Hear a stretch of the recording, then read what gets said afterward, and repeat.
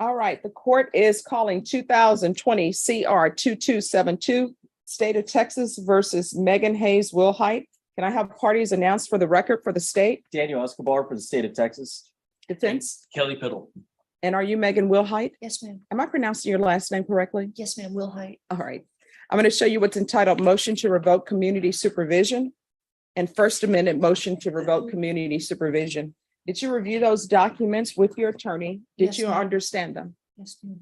Are you the same Megan Hayes Wilhite who was placed on community supervision in 2020 CR 2272 for the offense of burglary of a habitation force on August 29, 2022 for a term of 6 years? Is that you? Yes, ma'am. All right, state. Violated condition number 4 in Bexar County, Texas. The defendant, Megan Hayes Wilhite, did then and there failed to report to the supervision officer as directed for the months of April, June, and July 2023 in violation of condition number 4.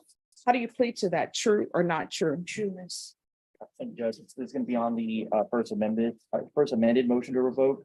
It's violated condition number 1 on or about the 26th day of September 2023 in Bexar County, Texas. The defendant, Megan Hayes Wilhite, committed the offense of theft in violation of condition number 1. How do you plead to that? True or not true? True, miss.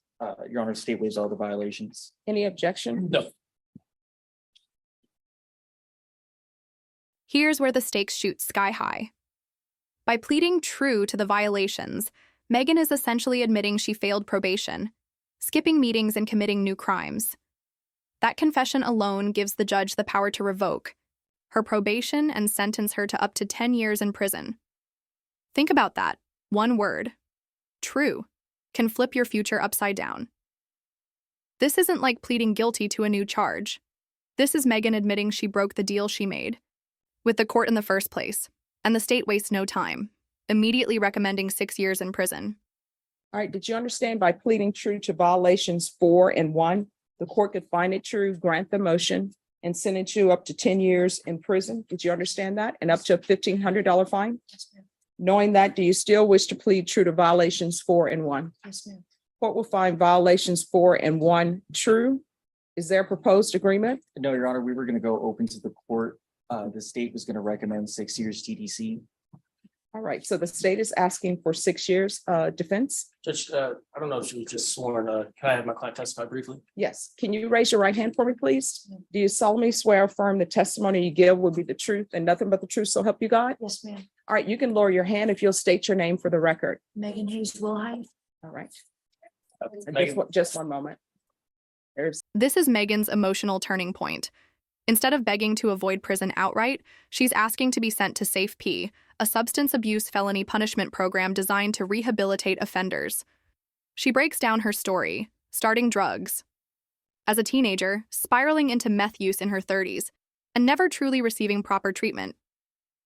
This is powerful, but it's also risky. Why? Because it shifts the entire focus of her defense. She's no longer arguing about guilt or innocence. She's putting all her chips on the hope that the judge will value rehabilitation over punishment. And here's the real courtroom drama. Does her history of missed treatments and failed probation attempts make her plea sound sincere, or like another excuse? Rutland. All right. Who are these people? Are they on the docket? The only people who are allowed in the courtroom are defendants.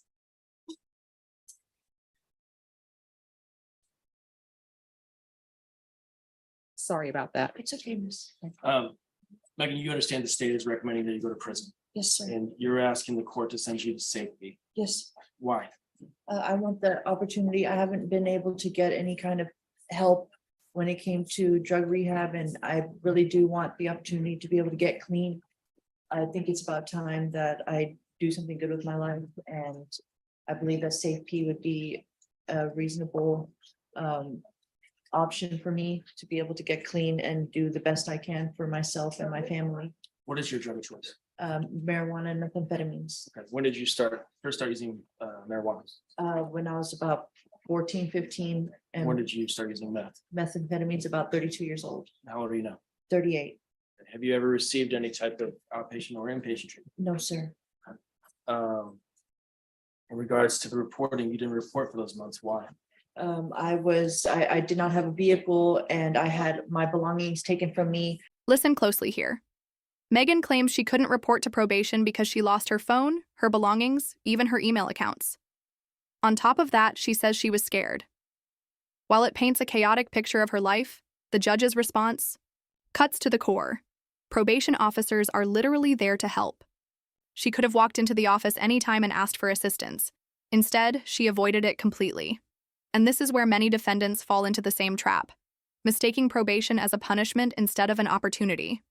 Let me ask you, do you think fear and bad circumstances excuse missing probation check-ins, or should personal responsibility always come first? From an individual that I was living with, my phone, everything, all of my email addresses and everything had been changed up. I had no way to contact anybody. And I was just scared to go up to the probation office at that point. I already knew that I had MTR'd and I was just scared. Okay. You understand that you could have gone up to probation at any time and they would have helped you and probably assisted you in getting your identification and that type of stuff, right? Yes, Okay, sir. but you didn't do that, right? No, sir. So you were placed on probation when, like last year in August? Yes, sir. Okay. You didn't receive any type of treatment? No, sir. Okay. And so you're asking for it because you don't want to use methamphetamine. Most definitely not. Passwords. State, any questions? Just a couple, Your Honor.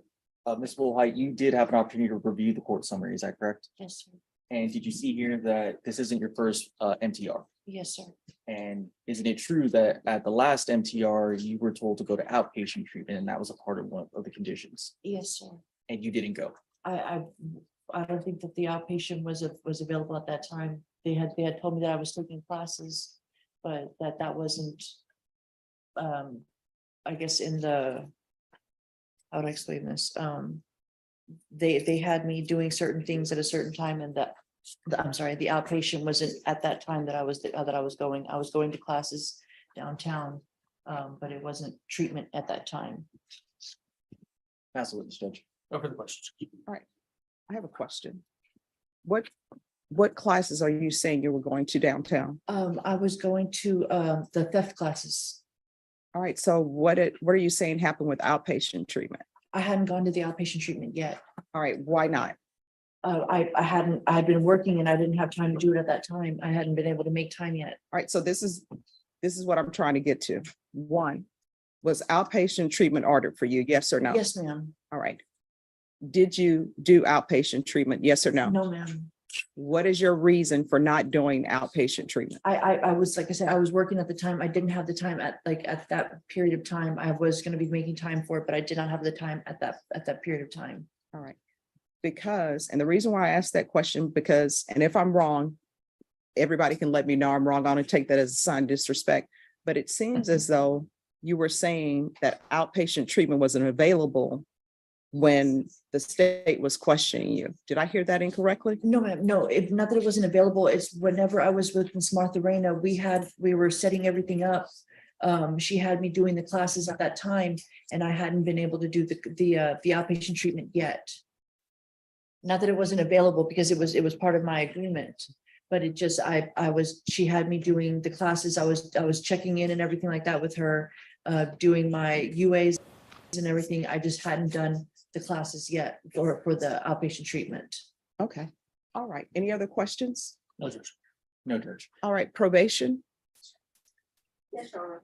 What is probation requesting? Your Honor, the recommendation on the court summary is if she is not revoked, then to send her to safe P. I would like to point out this is her second MTR. And as she stated, it looks like she may have maybe entered the theft classes, but they were never completed. Okay. So at least we don't have record that they were complete. All right. Anything else from either side? Just brief argument, Judge. All right, then I'll hear argument. State you are requesting 6 years. Yes, Judge. Is there anything you wish to add? Judge, it's just, she's been given plenty of opportunities to attend treatment. even when answering the questions on treatment today, she didn't really give an answer other than she didn't have the time to do it. She's been given chance after chance. That's why the state's recommending time in TDC. All right, defense. Judge, the purpose of probation is to rehabilitate individuals. I understand this is Ms. Wilhite's second MTR, but if she's given an opportunity in safety and she's able to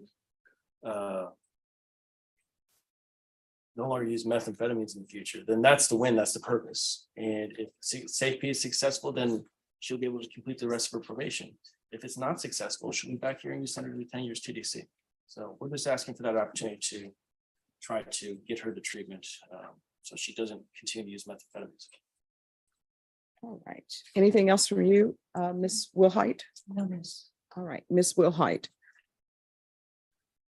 The problem is, it appears that you have started things, but you have finished nothing. And the problem is you were given a chance at outpatient treatment and you didn't take advantage of it. I could understand if you did outpatient treatment and it wasn't working. And everyone who comes into this court who's on probation, no, I always say, if there's an issue, if there's something you have a problem with, if you feel probation isn't addressing it, you can always come to the court and say, Judge, this is not what they're addressing. Judge, I have a drug problem. Can you help me with that? Judge, I have mental health issues. Can you help me with that? We have an open door policy here. You can always come in and ask for that. But you haven't taken advantage of that. I'm going to grant the motion and revoke you. The state is asking for 6. Defense, what are you requesting? Judge, we're asking for 4. All right, I'll sentence you to 5 years in the prison. Give you credit for any time served. Is there still restitution owed? Because there were several people Yes, ma'am. restitution was to be paid to. Yes, ma'am. So did they ever put in any amounts of restitution that were due? Honor. No, ma'am. All right, so they didn't put in any amounts, so I don't have any amounts, and if they want to do something with that later, they will have to take it up as a civil matter or somewhere else, but this court is not going to put it in the orders because I don't have anything. There's still to be no contact with the complainants that are previously listed. And let me write those down. If you would like, what I can do is I can recommend for you the therapeutic community. I am not in charge of whether or not they give you or place you in the program. You'll have to still request it, even though I put it on the form recommending it. It will not increase the length of time that you are in custody. So for example, if you're coming up for parole in 2 years or whatever, and you have not completed the therapeutic community portion of it, they're not going to say, well, we're going to give her parole, but since she hasn't completed the therapeutic community, we're going to keep her. That's not the way it works. It's just there for you while you're there. Would you like that? Yes, ma'am. All right, so I'll order therapeutic community. You're still going to have to ask for it, okay? Yes, ma'am. I'm going to show you what's entitled Trial Court Certification of Defendant's Rights to Appeal.